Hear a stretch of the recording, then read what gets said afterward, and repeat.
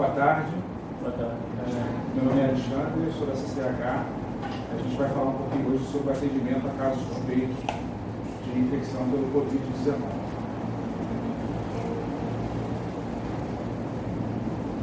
Em dezembro de 2019, começaram a surgir rumores de que estava ocorrendo uma doença respiratória em uma cidade chamada Wuhan, com cerca de 11 milhões de habitantes. Essa cidade ela fica numa província chamada Hubei, na região central da China.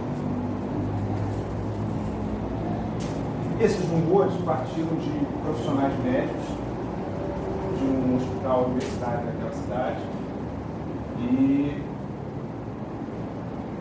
eles observaram que muitos desses casos que estavam procurando atendimento tinham alguma relação com o mercado de pescados e de animais vivos daquela cidade. No dia 7 de janeiro, a China revelou que havia descoberto a causa dessa doença respiratória e 2 dias depois foi feito o sequenciamento desse vírus.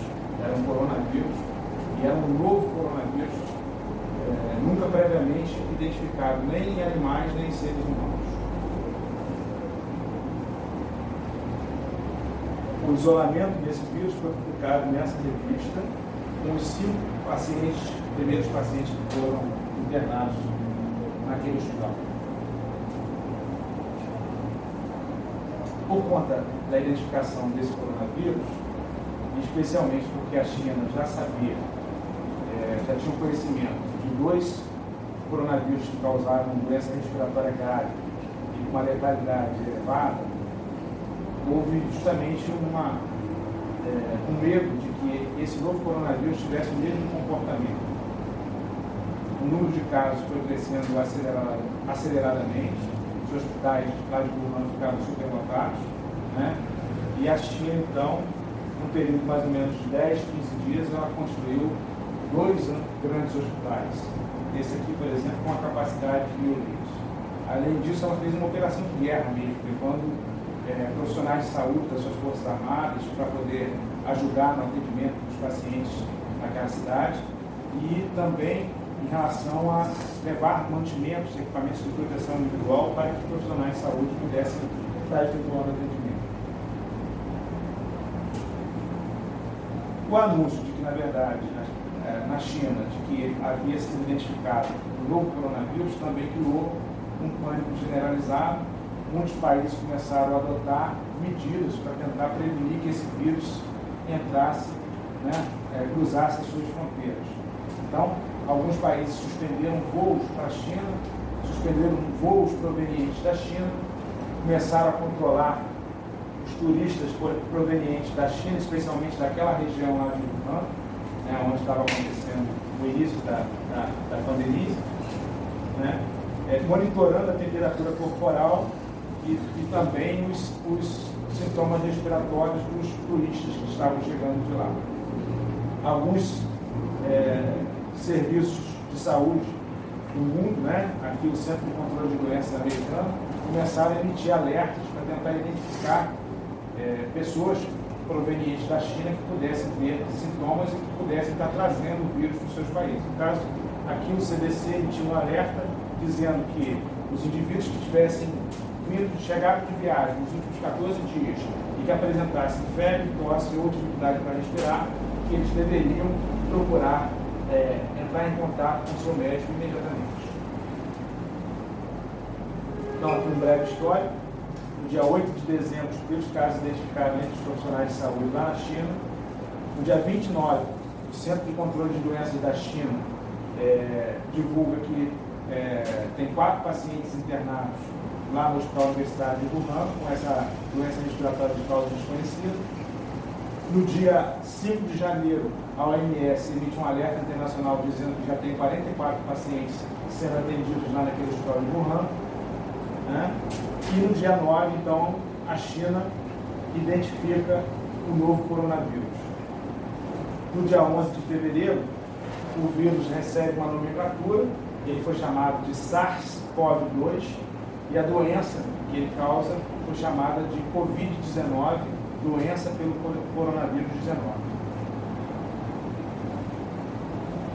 coronavírus, na verdade, são vírus que normalmente circulam entre animais. Eles, frequentemente, eles são responsáveis por causar zoonose. Tá? Eu li um relato há mais ou menos uns 15 dias atrás, da OMS, que somente no Sudeste Asiático já existem mais de 500 espécies de coronavírus identificados em morcegos. Tá?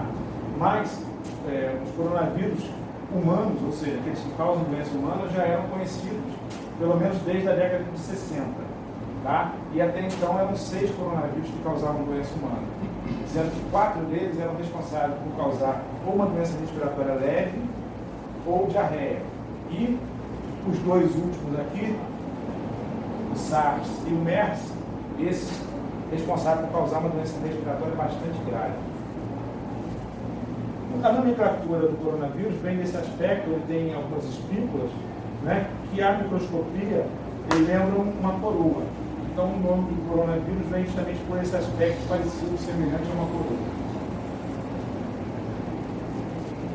O coronavírus, na verdade, eles são divididos em 4 grandes gêneros: alfa, beta, gama e delta. Aqui o beta-coronavírus engloba justamente o SARS, o MERS e também o novo coronavírus.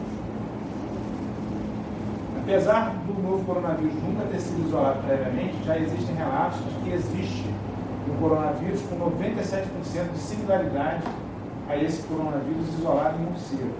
Então, é bem provável que o novo coronavírus também tenha vindo dos morcegos, ou seja, provavelmente o hospedeiro natural desse vírus também seja o morcego.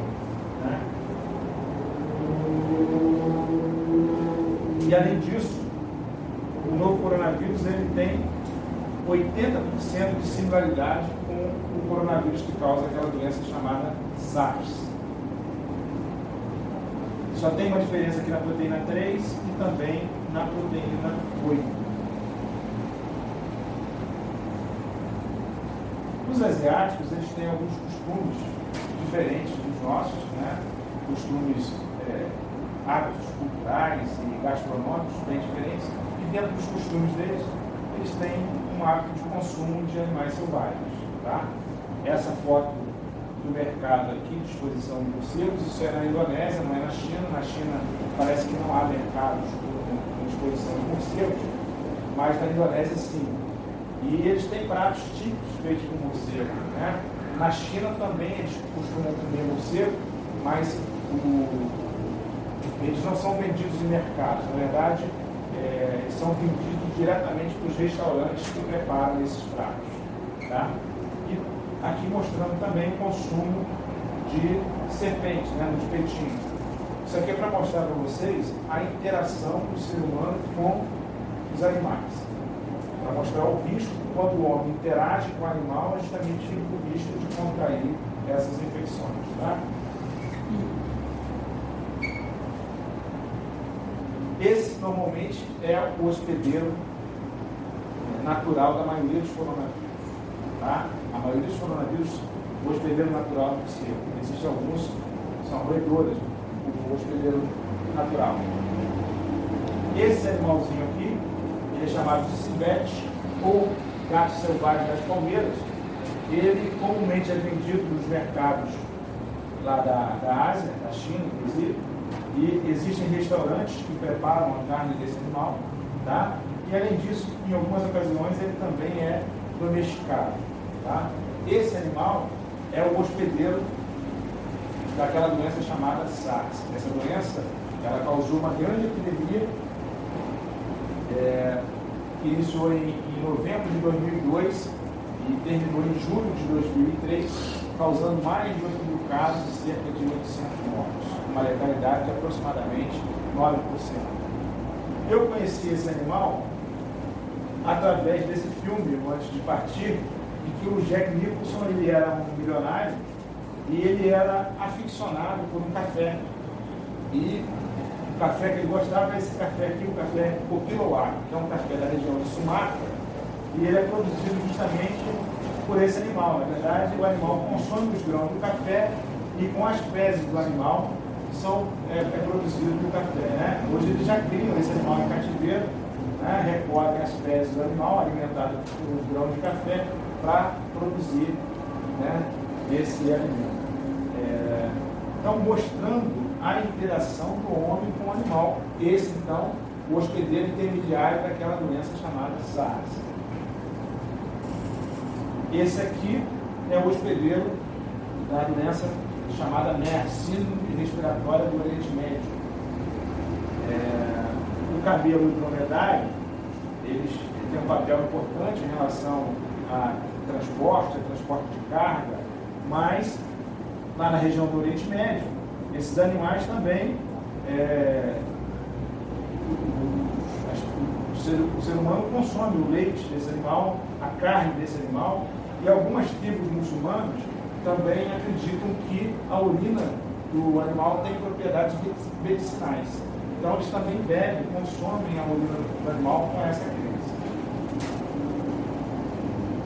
Em relação ao novo coronavírus, a gente ainda não sabe qual é o ciclo dele até chegar ao ser humano. Como eu falei, existe um vírus já isolado em morcegos com 97% de similaridade. Então é provável que o hospedeiro natural seja um morcego. Mas isso não é, a gente não tem certeza. Alguns artigos publicados recentemente colocaram a hipótese de serpentes ou até mesmo esse animal chamado pangolim serem os hospedeiros intermediários dessa doença.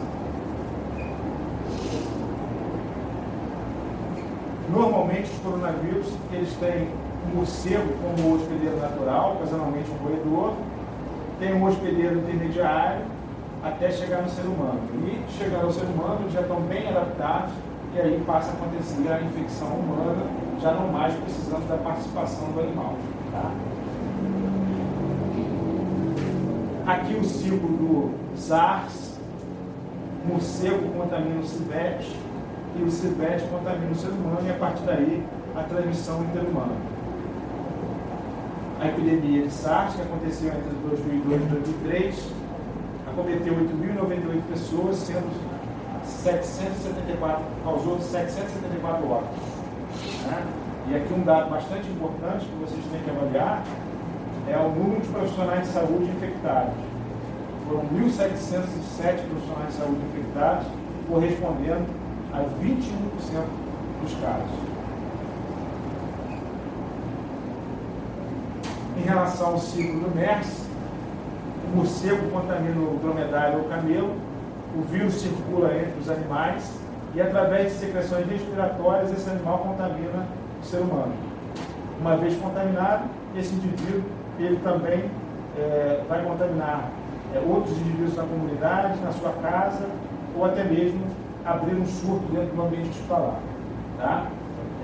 Um dado importante é que essa doença, o MERS, ela não causou uma grande epidemia como está acontecendo agora com o Covid-19, e também não causou uma epidemia como o SARS, que causou lá 8.400 casos lá em 2002, 2003. Na verdade, essa doença ela se apresenta por meio de surtos. Desde 2012, quando o vírus foi isolado, ela se apresenta por meio de surtos com 30 casos, 50 casos, 100 casos, né? Mas ela vem acontecendo desde 2012, tá? A casuística dela, esse documento aqui da Organização Mundial de Saúde, é de julho de 2019, os dados consolidados até 30 de junho de 2019, davam que até então havia 2.449 casos de MERS registrados no mundo, casos confirmados. A maioria deles acontecendo na Arábia Saudita, que corresponde a 84% dos casos. Mas a doença já ocorreu em 27 países. A maioria desses países são casos importados da região do Oriente Médio. Então a doença ela tem uma frequência muito maior na região do Oriente Médio. Causando, até hoje, de 2.449 casos, 845 mortes. Isso dá uma taxa de letalidade em torno de 35%. Isso significa que de cada 100 pessoas que adoecem, 35 vão morrer. Como eu falei, ela tem um comportamento em relação a surto em ambiente hospitalar. Então, uma vez que o indivíduo procura assistência médica, se ele é internado, ele pode causar outros casos, ou então ele pode contaminar o profissional de saúde que o atende que, na verdade, cria um surto dentro daquele ambiente escolar. Nesse artigo de revisão, com 11 surtos hospitalares de MERS entre 2015 e 2017, o primeiro na Coreia do Sul e os outros 10 na Arábia Saudita. Eu vou relatar só o primeiro surto que aconteceu na Coreia do Sul. Era um homem de 68 anos de idade, da Coreia do Sul, né? Esse homem fez uma viagem à região dos Emirados Árabes, Bahrein e Arábia Saudita. Quando ele retorna a Seul, ele apresenta quadro de febre e sintomas respiratórios, ele passa por 3 unidades de emergência e o que acarretou em 186 casos de MERS, tá? Foram, sendo que desses 186, 25 eram profissionais de saúde e ocorreram 36 óbitos, uma letalidade de aproximadamente 20% desse surto, sendo que nesse surto, 16 hospitais diferentes registraram casos de MERS, né? Vendo o impacto que essa doença causa.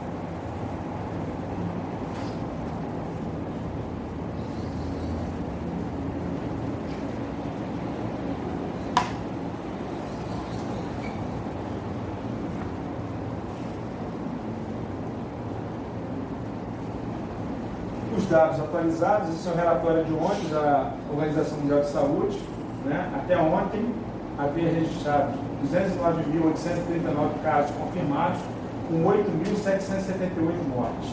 Tá? Na região oeste do Pacífico, lá englobando a região da China, a região do Japão, da Coreia do Sul, havia até ontem confirmados 92.333 casos, com 3.377 mortes. A região da Europa, que atualmente é o epicentro da epidemia, na verdade, a China já conseguiu reduzir muito o número de casos, então agora o epicentro é certamente a região da Europa, né? Vocês vêm acompanhando nas reportagens a situação que a Itália vem vivendo nesse momento e também os outros países ali, Espanha, Inglaterra, Alemanha, França, com uma casuística muito grande. Então, na Europa, 87.108 casos, sendo que 4.084 mortes. Tá? Vejam que de quarta para quinta-feira foram registrados na região da Europa 10.221 casos. Aqui, em relação à região do Oriente Médio, a gente passa também, tem um país que está vivendo uma situação bastante delicada, que é o Irã, uma casuística muito grande também de casos. Nessa região, de quarta para quinta-feira, então, foram registrados mais de 1.430 casos novos, tá? E na região das Américas, tá? 9.144 casos confirmados, o país com o maior número de casos é os Estados Unidos, sendo que de quarta para quinta-feira, 4.166 casos, sendo 119 mortes. E na região da África, que é o continente com menor, assim, uma escassez de serviços com uma capacidade de realizar uma vigilância, um monitoramento da doença. Então, há um número de casos ainda pequeno, mas muito provavelmente pela precariedade dos sistemas de monitoramento e vigilância daquele continente. Tá? No Brasil, até os dados até hoje pela manhã, a gente já tinha a informação de que 7 pessoas já haviam morrido por conta do Covid-19. Então, aqui uma demonstração. Os países que estão marcados em branco são países que já registraram a doença, né? Vejo que, basicamente, aqui na África e aqui na região do Oriente Médio, alguns países, aqui também no Sudeste Asiático, alguns países ainda que não registraram a doença, tá? Mas, muito possivelmente, também alguns países também por conta de falhas de monitoramento, especialmente em relação à África, né?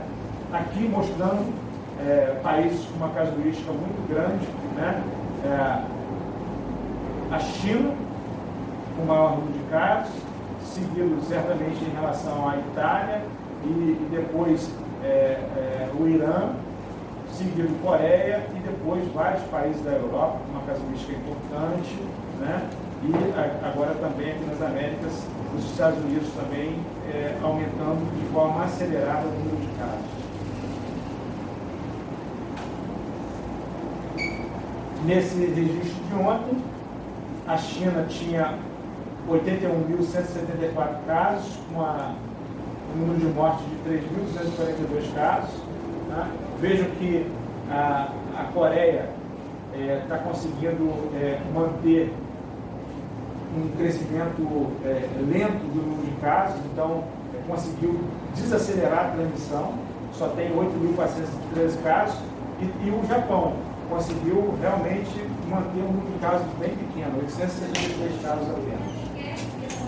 Na região da Europa, quem predomina é a Itália, com 35.713 casos, e aqui constando com 2.978 mortes, mas hoje, na atualização, a gente já tem informação de que o número de mortes na Itália já supera o número de mortes da China, né? E praticamente metade dos casos apenas que a China registrou, um pouco mais de 80 mil, a Itália está com 36 mil, 37 mil no dado de hoje, e a Itália já tem uma letalidade, um número de mortos acima e uma taxa de letalidade bem maior do que a da China.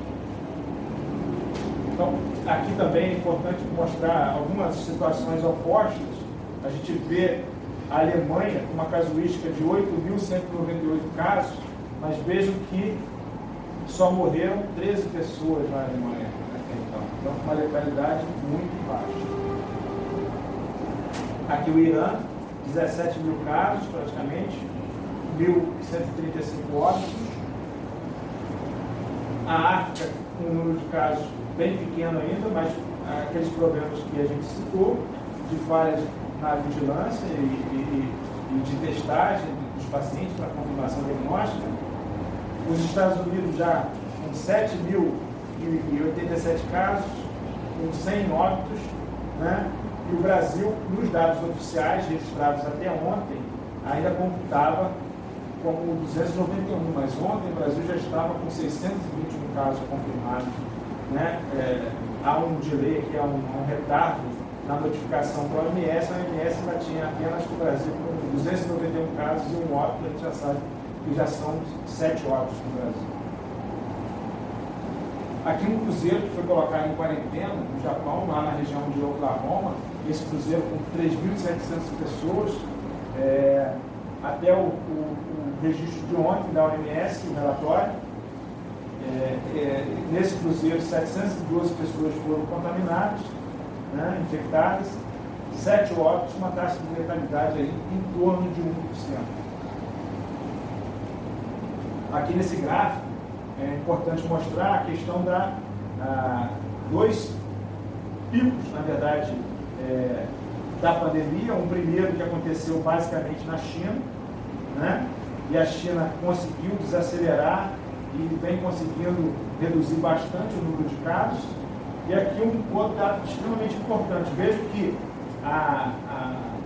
o número maciço, né, de casos até então eram basicamente lá da região do oeste do Pacífico e prioritariamente eram casos da China. Mas se vocês olharem essa data aqui, ó, dia 17 de fevereiro,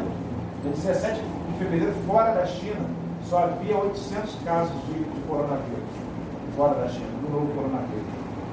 No dia 18 de março, um mês depois, já havia 82 mil casos registrados da doença. Então, de 800 casos, no dia 17 de fevereiro, no dia 18 de março, a gente já tinha um número 100 vezes maior, né? Um número de 82 mil casos. Então, mostrando que esse vírus ele tem um potencial de transmissão enorme, né? A capacidade de transmissão desse vírus é muito grande. Tem alguns estudos publicados mostrando que um indivíduo infectado, se ele não é isolado, né, ele consegue transmitir a doença para outras 2 ou 3 pessoas. O cálculo seria em torno de 2,7. Então, um indivíduo que está circulando hoje com a transmissão aqui no estado do Rio é uma transmissão comunitária. Então, essas pessoas que não estão isoladas, né, e que não estão ficando em casa por conta dos sintomas gripais que estão circulando, elas têm possibilidade de passar a doença para outras 2 ou 3 pessoas.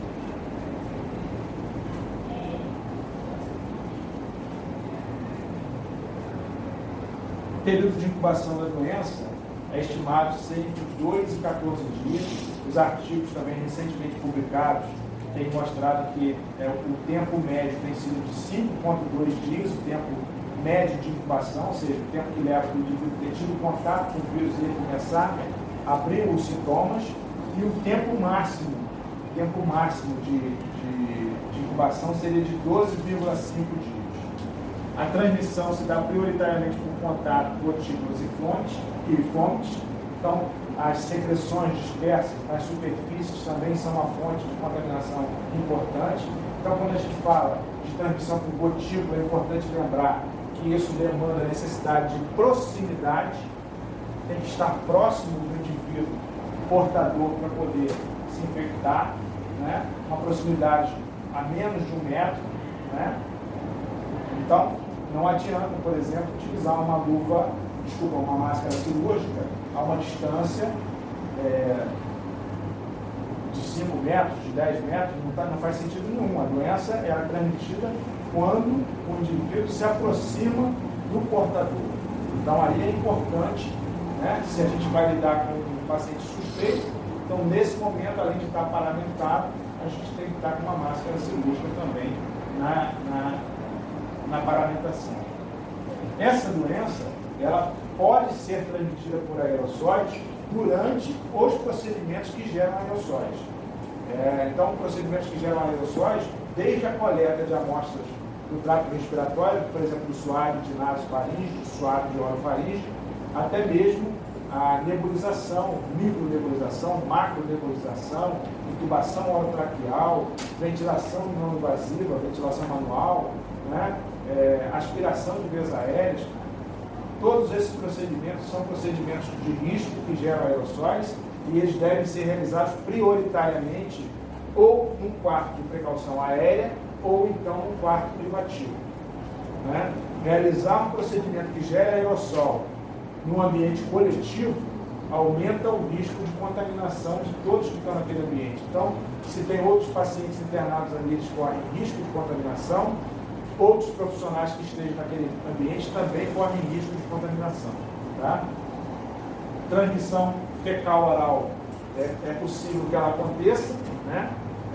Esse vírus tem cada vez mais frequentemente sido isolado nas fezes também, então ele não é só isolado em amostras do trato respiratório, ele também tem sido frequentemente isolado nas fezes, mas aparentemente a carga viral das fezes é uma carga viral menor do que a carga viral do trato respiratório. Mas é importante que a gente, quando vai lidar com esse paciente, tenha cuidado ao manusear as fezes desse doente pelo risco. Então, existe a possibilidade dessa transmissão. A gente ainda não sabe qual é o papel da transmissão fecal-oral no contágio justamente do coronavírus. E a transmissão por assintomáticos? Ela pode acontecer?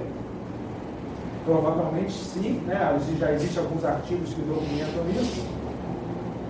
Entretanto, o paciente assintomático, ele provavelmente não tem a mesma capacidade, a mesma competência de transmissão que um indivíduo francamente sintomático. Então, aquele indivíduo que está gripado, que está resfriado, que está com tosse, coriza, dor de garganta, né, com febre, esse indivíduo, ele provavelmente tem uma competência muito maior para transmitir o vírus do que aquele indivíduo assintomático.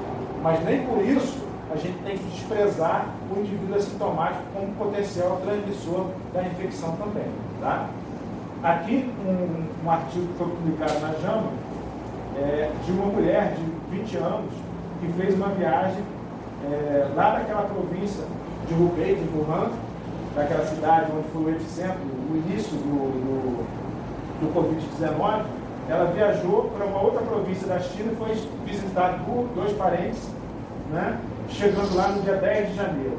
Permaneceu com esses parentes por 3 dias e no dia 13, juntamente com eles, foi visitar outros 3 parentes. O que aconteceu?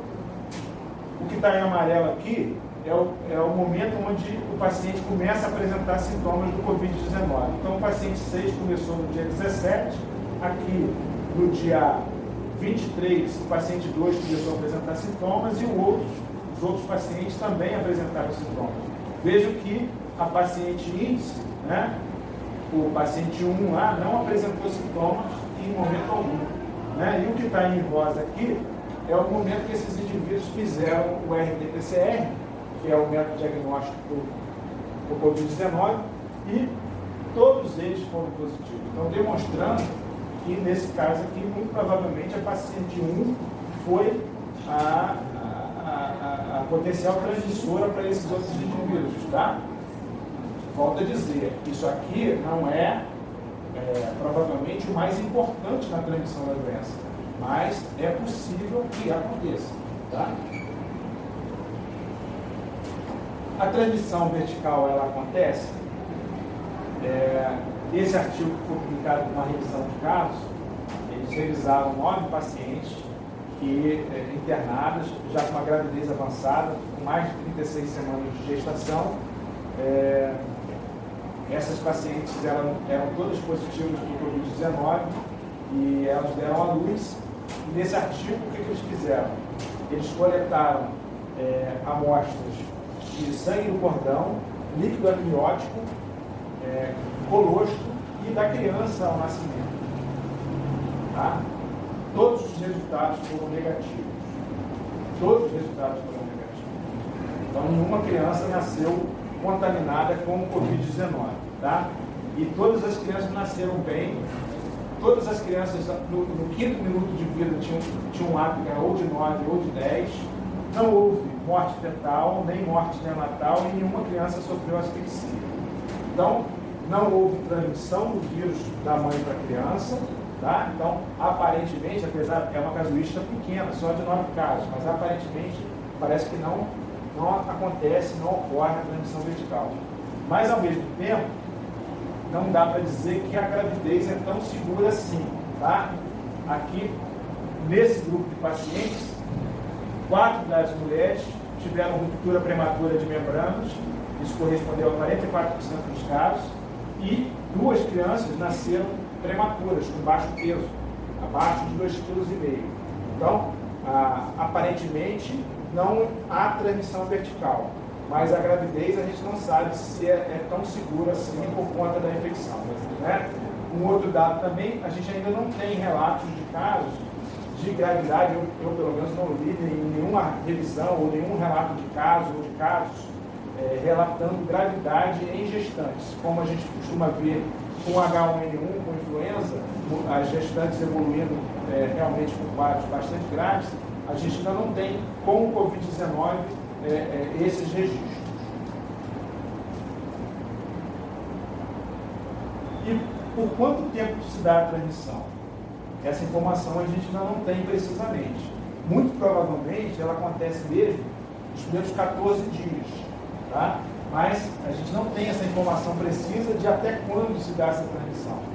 Esses 2 artigos, no caso o primeiro aqui é um artigo recente, publicado no JAMA, ele fala sobre testes, resultados de testes RT-PCR positivos em pacientes recuperados de Covid-19.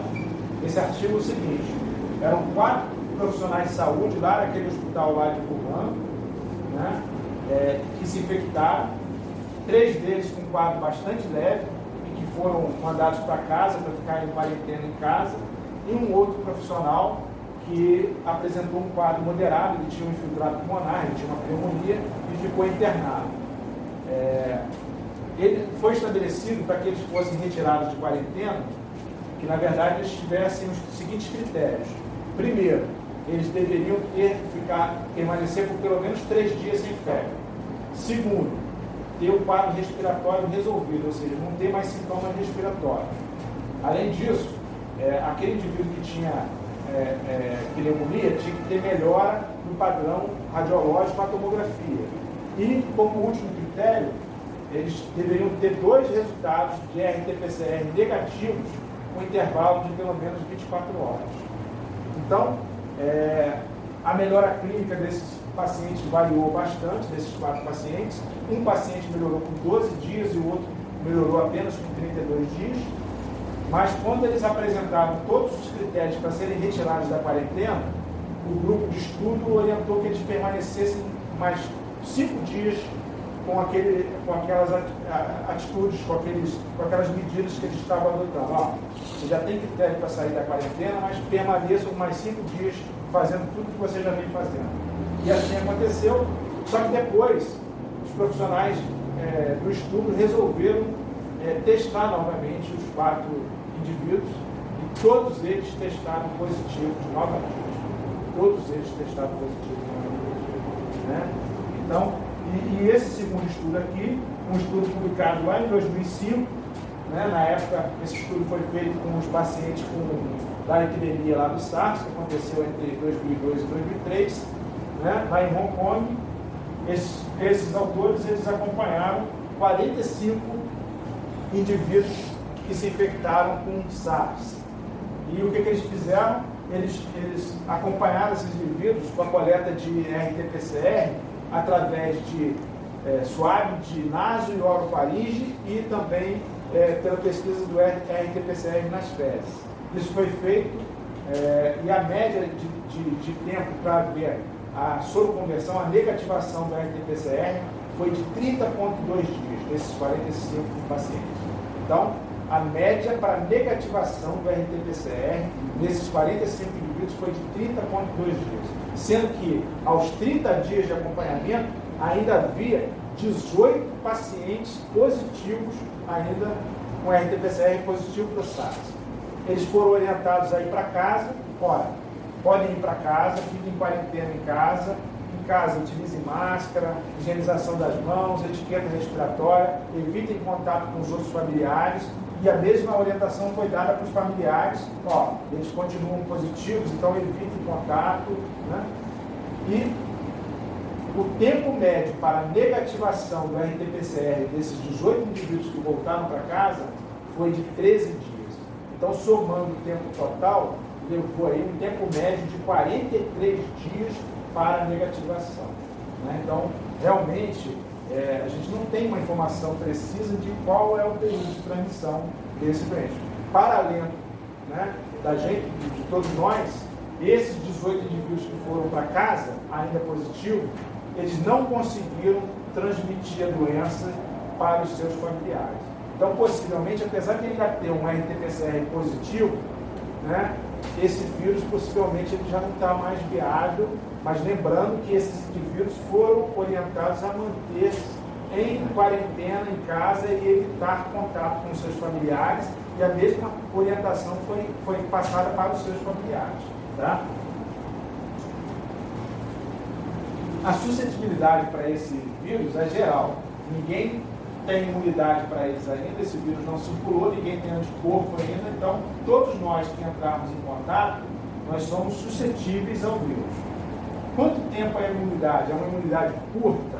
É uma imunidade duradoura? É uma imunidade permanente? Nós não sabemos ainda, não temos essa informação.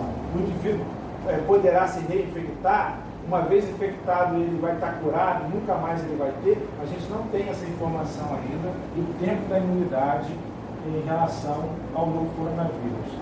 A letalidade ela já ultrapassou isso aqui, o normal agora, com esses números atualizados já está maior, já está em torno de 4%. E em relação aos eventos superdispersores, esses eventos são muito importantes e isso é essencial que nós que vamos lidar com esses pacientes, nós tenhamos essa informação. Se nós realizamos procedimentos que geram aerossóis, né? Intubação orotraqueal, ventilação manual, nebulização, a ressuscitação, broncoescopia, ventilação não invasiva, né?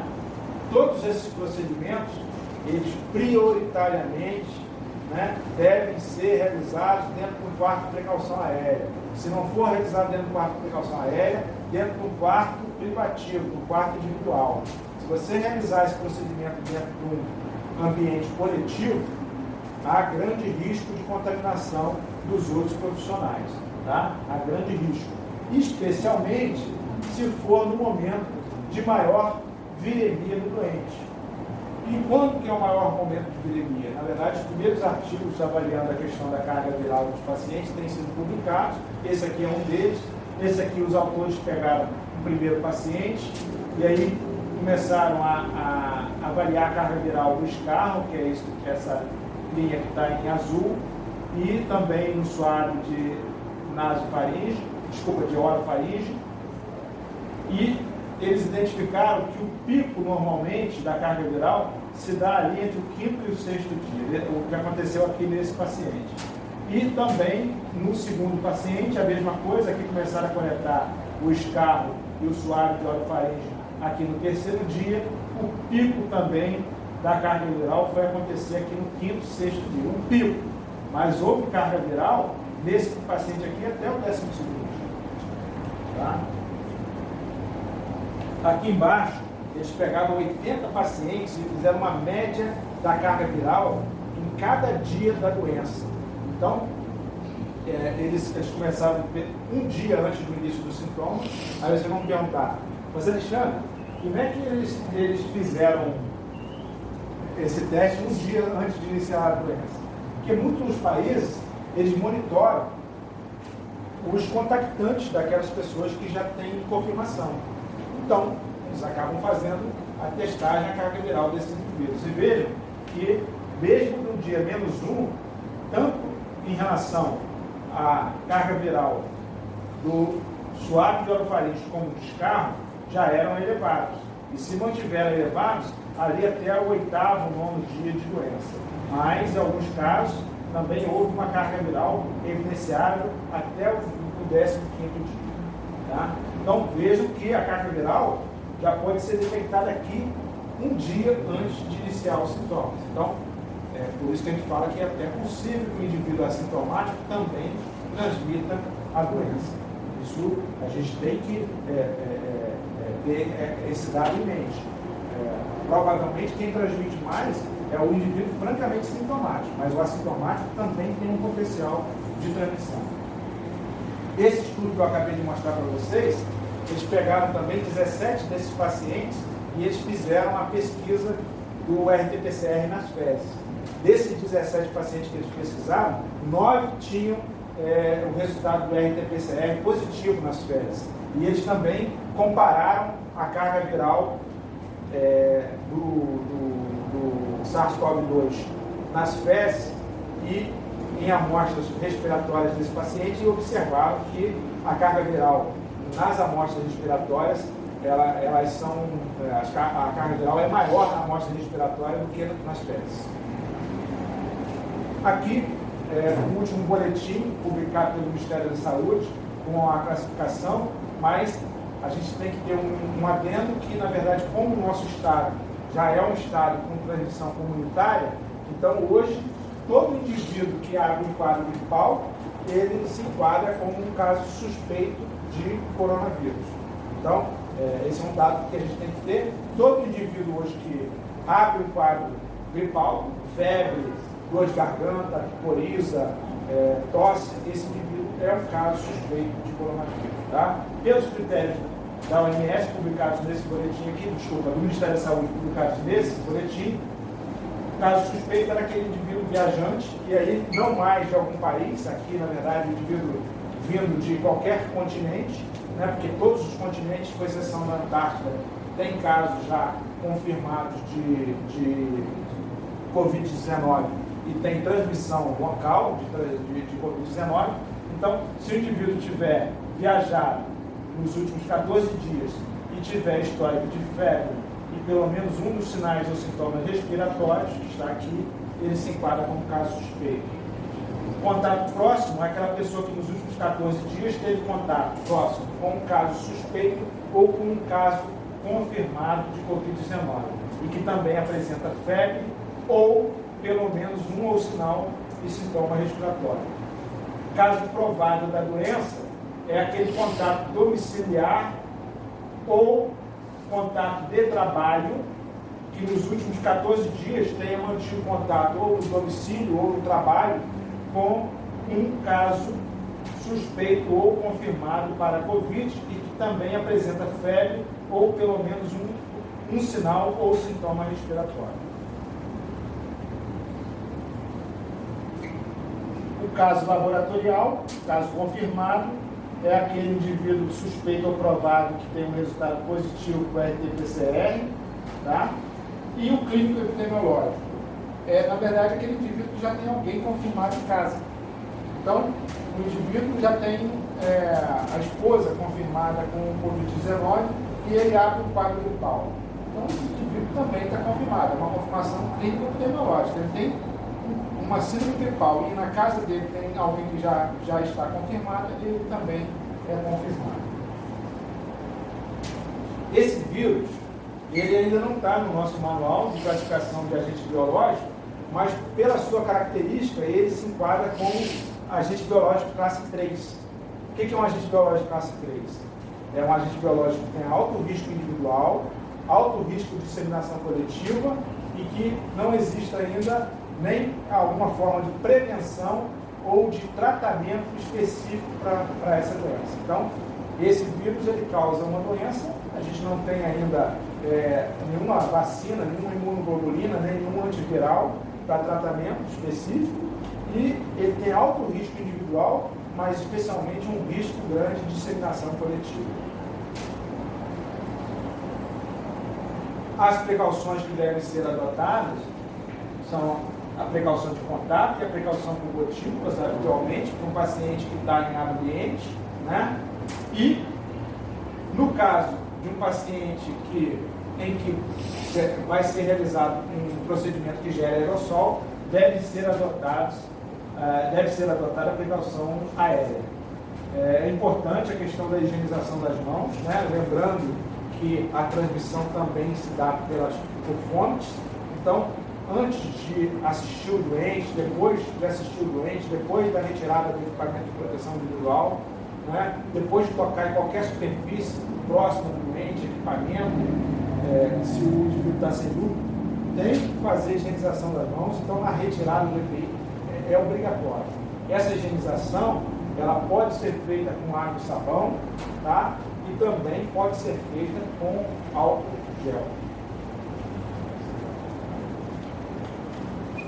Então, o profissional que for assistir, ele vai ter que usar um avental de manga longa impermeável, idealmente é o avental descartável. Esse aqui, a foto é com a abertura anterior, mas o correto é com a abertura posterior, tá? Além disso, vai ter que usar luvas de procedimento, né? Vai ter que usar óculos. A via ocular, a mucosa ocular é uma via importante de inoculação desse vírus, tá? E também a máscara cirúrgica para assistência inicial. No caso de precaução para aerossóis, ele vai ter que substituir a máscara cirúrgica pela máscara N95. Inicialmente, a orientação é que todos esses equipamentos de proteção individual seriam descartáveis, com exceção do óculos. Entretanto, muito possivelmente, em algum momento, a gente vai passar por problemas de fornecimento de EPI e pode ser que seja necessário a reutilização ou o uso estendido de máscara N95. Não sei se vocês estão acompanhando, ontem mesmo saiu uma resolução da Secretaria Estadual de Saúde recomendando a reutilização da máscara N95. O próprio Centro de Controle de Doenças americano, em virtude da escassez de equipamentos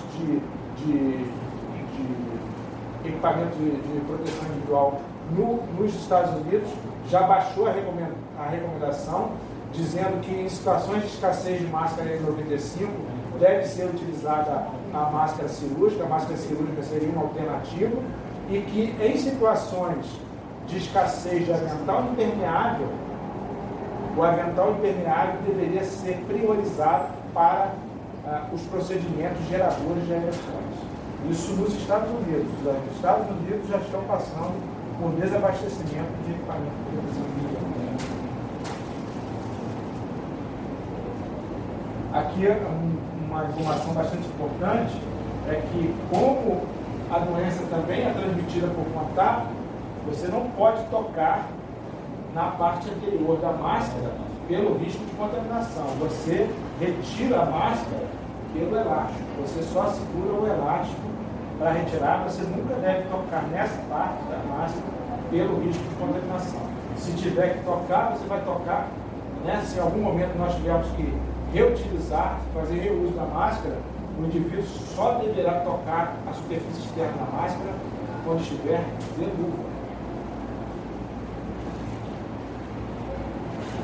Aqui um estudo foi publicado ainda na época da epidemia do SARS, demonstrando a eficácia da máscara cirúrgica para a proteção dos profissionais. Esse estudo, Seto e outros autores, o que eles fizeram? Em 5 hospitais de Hong Kong, que atenderam pacientes com SARS, na verdade 11 pacientes com SARS, eles fizeram um estudo caso-controle. Esse estudo consistiu de 13 indivíduos profissionais de saúde que atenderam esses 11 pacientes que se infectaram e outros 241 profissionais que atenderam os mesmos 11 pacientes e não se infectaram. E o que esses autores eles perguntaram, nesse estudo caso controle, perguntaram aos profissionais se eles tinham feito a higienização das mãos, se eles tinham usado luvas, se eles tinham usado avental e se eles tinham usado máscara. E de qual tipo de máscara tinham feito uso.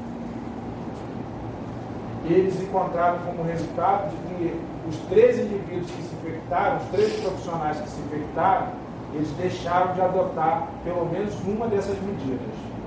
E nenhum desses profissionais, desses 13 profissionais que se infectou, utilizou máscara cirúrgica ou máscara N95. Nenhum deles.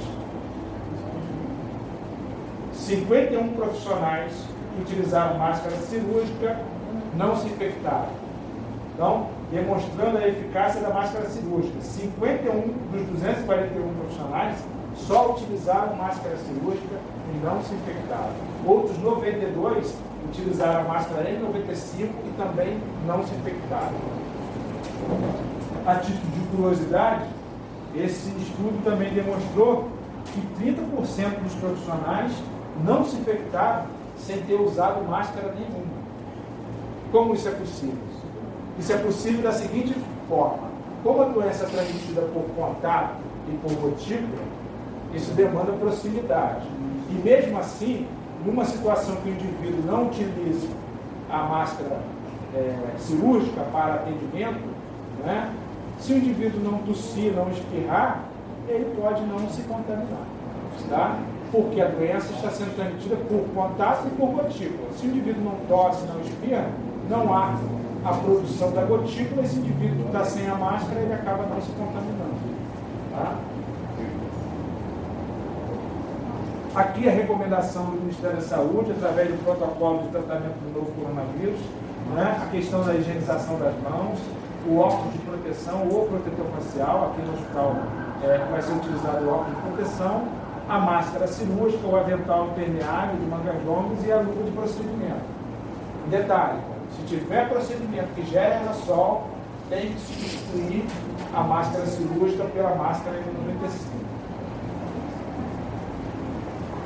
Então, no atendimento do caso suspeito, o indivíduo ele deve inicialmente na triagem, se ele identificar esse indivíduo, ele oferece uma máscara cirúrgica ao paciente e encaminha esse paciente para um quarto privativo. O Ministério da Saúde colocou no protocolo o quarto privativo porque ele sabe que na grande maioria dos serviços de saúde não existe quarto de precaução aérea. Mas, sempre que tiver disponível um quarto de precaução aérea, esse indivíduo deve ser encaminhado para um quarto de precaução aérea. Tá? O profissional, então, que for assistir esse doente, ele deve se paramentar com aqueles equipamentos que a gente citou, o avental de manga longa impermeável, luva de procedimento, máscara cirúrgica e óculos de proteção para avaliar esse paciente e, se ele tiver que realizar qualquer procedimento que gere aerossol, tem que substituir a máscara cirúrgica pela máscara N95. A partir daí, se ele confirma que aquele indivíduo é um indivíduo suspeito, ele vai ter que fazer a notificação desse caso para o CIEVS municipal, o CIEVS do município do Rio de Janeiro, e além disso, vai ter que ser providenciada a coleta de amostra respiratória. Lembro vocês novamente que para a coleta de amostras é obrigatório que se faça a utilização da máscara N95 e também prestar os primeiros cuidados do doente. Tá? Sendo um caso grave, ele deveria ser encaminhado para o hospital de referência. Agora nós somos o hospital de referência. Tá? E os casos leves devem ser encaminhados para o isolamento domiciliar, orientados, que só devem procurar assistência no caso de piora clínica, né? No caso de falta de ar, a febre persistente por mais de 48, 72 horas, eles devem procurar novamente assistência médica. Aqui o fluxograma que nós criamos para assistência no nosso hospital, com a chegada do paciente na emergência, tá? Mas agora nós estamos adaptando, porque na verdade esse fluxograma vai ser para todo o prédio 1, não somente para a unidade de emergência. Esse fluxograma, ele foi impresso, está disponível em vários setores, né? Foi colocado, disponibilizado para a grande maioria dos setores. Então eu peço a vocês que, quando tiverem